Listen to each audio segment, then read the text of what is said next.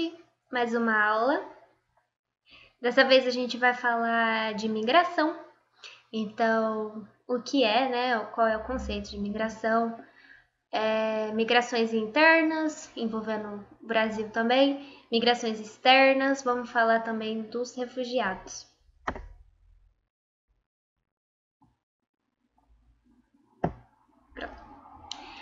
O que é a migração? Migração é basicamente o deslocamento de pessoas dentro de um espaço geográfico de forma temporária ou permanente. Então, pode ser simplesmente uma viagem ou permanente no caso de moradia, de morar em outro lugar. Então, é o deslocamento de pessoas. E a gente tem que diferenciar migrante de imigrante de emigrante. O migrante é aquela pessoa que se desloca dentro de um mesmo país, então é somente dentro de um mesmo país. Então, aqui dentro do Brasil, se eu vou de São Paulo para Minas, de São Paulo para Recife, eu estou migrando, eu sou um migrante porque eu estou dentro de um mesmo país. A gente tem também o conceito de retirante. Retirante significa aquele que se retira, mas normalmente a gente se refere a retirante como aqueles nordestinos que fogem da seca. Migrantes nordestinos que fogem da seca.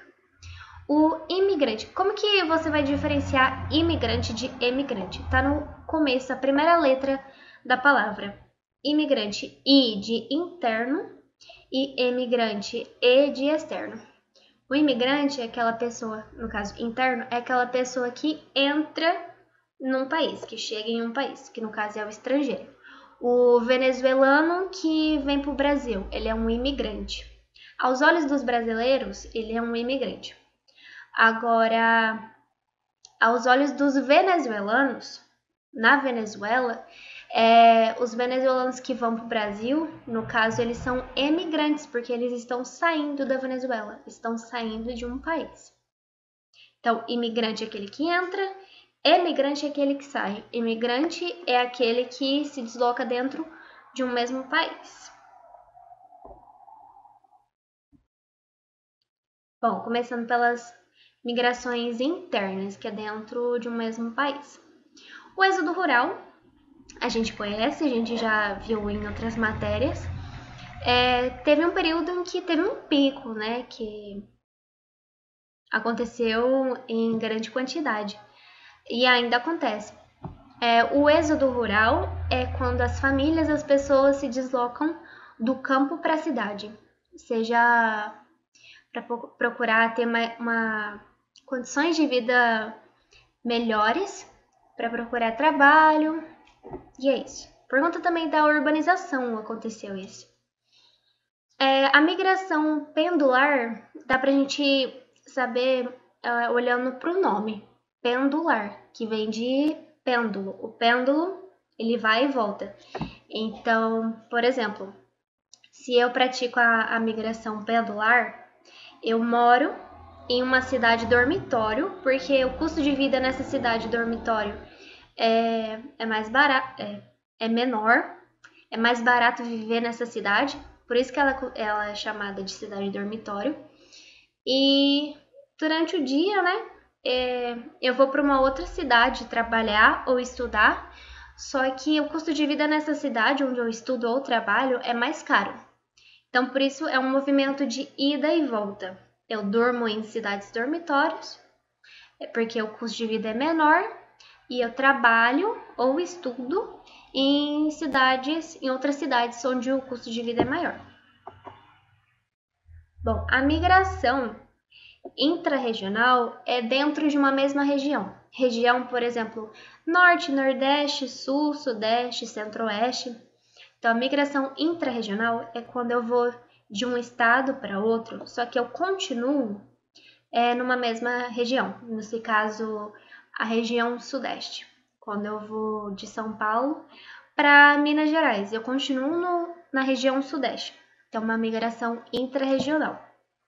Migração interregional, inter de entre regiões. Então, eu vou migrar de uma região para outra. no caso São Paulo para o Mato Grosso do Sul, que São Paulo está na região sudeste e Mato Grosso do Sul, região centro-oeste. Então eu vou de uma região para outra. Agora, a transhumância pastoreira é uma migração periódica, porque em um período,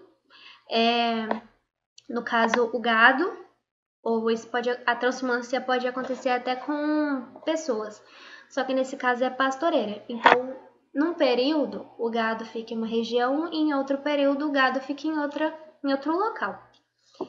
Então, a transhumância pastoreira é uma migração periódica, quando os pastores levam o gado ao sopé da montanha, no caso a planície, eles descem a montanha durante o inverno e retornam no verão. Eles sobem a montanha novamente durante o verão, por conta de uma melhor condição, é o local mais agradável durante o inverno ou o verão. E aqui são algumas fotos, nesse caso é de cavalo, e esse aqui, bom, eu acho que é gado, mas também tem de ovelhas. Que migrações internas no Brasil. O primeiro fluxo migratório no Brasil foi indígena. Já acontecia antes dos portugueses, só que aconteceu principalmente por conta dos portugueses. Quando eles chegaram no litoral, os indígenas, eles migravam mais para o interior do país. A gente tem também os escravos africanos que fugiam das fazendas de cana e fundavam os quilombos. Quilombos é basicamente as comunidades formadas pelos escravos africanos que fugiam das fazendas. Aí eu vou falar sobre os fluxos migratórios dos nordestinos e dos sulistas. Bom, o Nordeste é considerado uma área de repulsão. Isso por conta da seca, da fome, falta de investimento nessa região. Então, eles saem, pode até acontecer a migração intra-regional dentro do Nordeste e também a migração interregional, que é quando eles saem do Nordeste e vão para outra região. Bom, a migração intra-regional, que é dentro do Nordeste. Aqui eu coloquei uma foto. O Nordeste ele é dividido em 4 regiões. A gente tem o meio norte, sertão, agreste e zona da mata. Normalmente eles vão do sertão para a zona da mata para encontrar melhores condições de vida, porque o sertão apresenta os piores indicadores socioeconômicos e a zona da mata apresenta os melhores indicadores da região. Isso a gente sabe que seria por conta do turismo, das praias. Então, eles vão encontrar mais oportunidade de trabalho. No caso, aqui a gente tem 3 motivos que levaram os nordestinos para as outras regiões em busca de trabalho.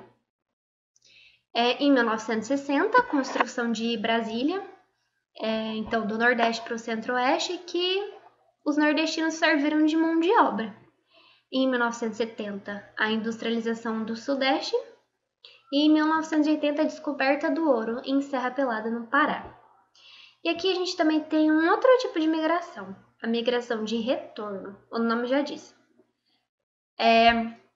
Então, por exemplo, eu finge que eu sou nordestina e eu vou para o Sudeste. Finge que também em 1970, durante a industrialização do Sudeste. Eu fui em busca de trabalho, de moradia, de uma vida melhor. Só que eu enfrentei preconceito, eu enfrentei muitas dificuldades, não consegui aquilo que eu queria. Então, eu volto para o meu local de origem. Então, a migração de retorno é quando as pessoas voltam para o seu local de origem após encarar dificuldades como não conseguir trabalho, moradia e sofrer preconceito. Agora, os sulistas. Nesse caso, a migração interregional, entre regiões. Gaúchos e catarinenses migram para o centro-oeste, principalmente Mato Grosso e Mato Grosso do Sul, a fim de cultivar soja. E isso foi, no caso, na década de 1970. Agora, as migrações externas, que é quando eu vou de um país para outro, que é quando o imigrante atravessa uma fronteira internacional. E claro, a migração externa pode acontecer só por ser uma viagem, que no caso é algo temporário. E esses fatores que eu vou falar, o que motiva a migração externa, vai ser mais as pessoas que seria mais permanente, as pessoas que enfrentam dificuldades. Então, os fatores: desemprego, então ela vai em busca de emprego, fome, guerra, doenças, desastres ambientais, instabilidade política. Os fluxos mundiais de migração. Normalmente, as pessoas que estão em países subdesenvolvidos, elas procuram ir para países emergentes. E aquelas que são de países emergentes procuram ir para os países desenvolvidos.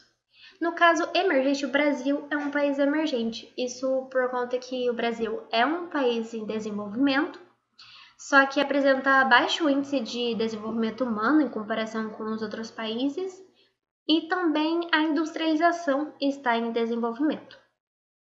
E o fluxo aumentou devido à globalização. Então, a globalização é meio que quando as distâncias encurtam, porque é mais fácil você ir de uma região para outra, é mais fácil uma informação chegar muito mais rápido. Transporte, no caso o avião, você chega muito rápido em outro país. E informação que antes era por meio de cartas, agora a sua mensagem chega em milésimos de segundos, né? Às vezes, se não tiver problema com a internet. Mas, então, os fluxos migratórios aumentaram bastante. Ficou muito mais fácil. Bom, é claro que as pessoas que imigram, elas enfrentam muitas dificuldades, mas de certa forma foi facilitado isso. Então vamos falar de dois tipos de migração externas.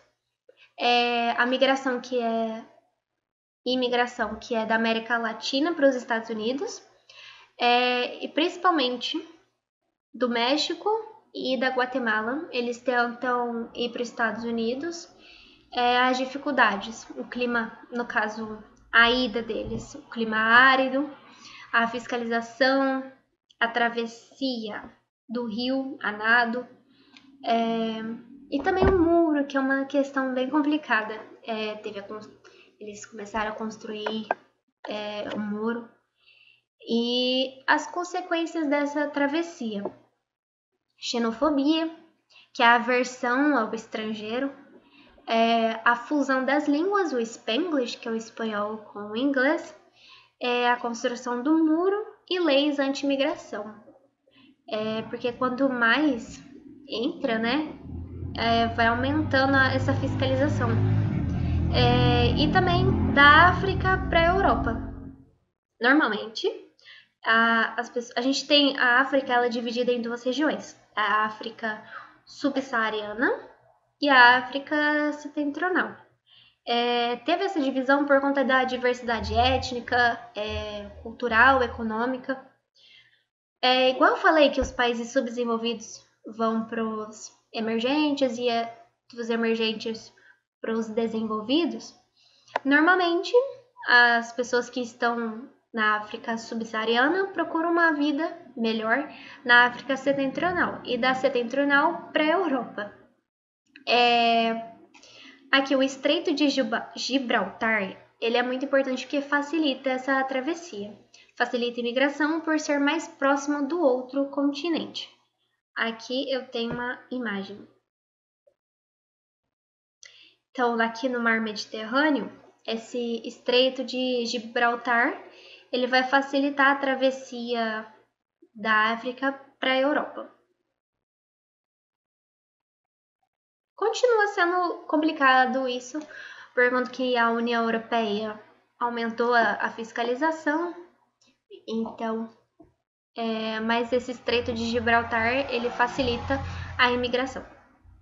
Bom, e eu queria terminar falando dos refugiados.